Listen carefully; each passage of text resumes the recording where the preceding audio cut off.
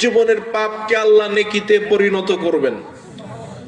আল্লাহর নবী অনেক হাদিসের মধ্যে বলেছেন, যেই ব্যক্তি সুন্দর করে ওযু করে, গুফিরা লাহু মা তাকাদ্দামা মিন যামবি, আল্লাহ তার অতীত জীবনের পাপগুলোকে ক্ষমা করে দেন। অথচ অতীত জীবনের পাপ ক্ষমা হবে কথা আল্লাহর নবী বলেছেন, অতীত জীবনের পাপ আল্লাহ নেকিতে পরিণত করবেন এমন কথা আল্লাহর নবী বলেননি। আল্লাহর নবী বলছেন, মা মিন মুসলিমানে ইয়ালতাকিয়ানে ফায়াতাসাফাহান, যদি দুইজন মুসলমানের পরস্পর সাক্ষাৎ হয়, একজন মুসলমান ভাইয়ের সঙ্গে আপনার সাক্ষাৎ হলো, আপনি তার সঙ্গে মুসাফা করলেন, আল্লাহর নবী বললেন, গুফিরা লাহুমা ক্বাবলা আইয়াফতারিকা, দুইটা হাত পৃথক হওয়ার আগেই, মুসাফা করার পর হাত দুইটা আলাদা হওয়ার আগেই ওই দুইজন মুসলমানের অতীত জীবনের পাপ আল্লাহ ক্ষমা করে দিবেন। কিন্তু আল্লাহ অতীত জীবনের পাপকে নেকি বানিয়ে দিবেন এমন কথা আল্লাহর নবী বলেননি।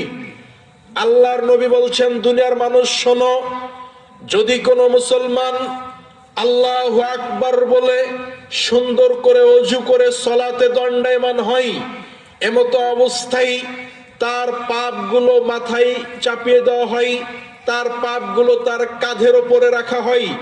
যখন ওই ব্যক্তি ওযু করে সালাতে দাঁড়িয়ে রুকুতে যাই, সিজদায় যাই, আল্লাহর নবী বললেন, তার পাপগুলো তার কাঁধ থেকে, তার মাথা থেকে সব পাপগুলো ঝরে ঝরে পড়ে যায়।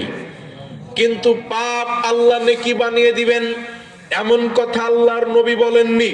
কিন্তু আল্লাহর নবী বলছেন, যদি কোনো মুসলমান এই দিনী বৈঠকে বসে মনোযোগ সহকারে কোরআন সুন্নাহর আলোচনা শ্রবণ করে, আল্লাহ তার পাপ ক্ষমা করবেন, বরং আল্লাহ তার পাপগুলোকে নেকিতে পরিণত করে দিবেন।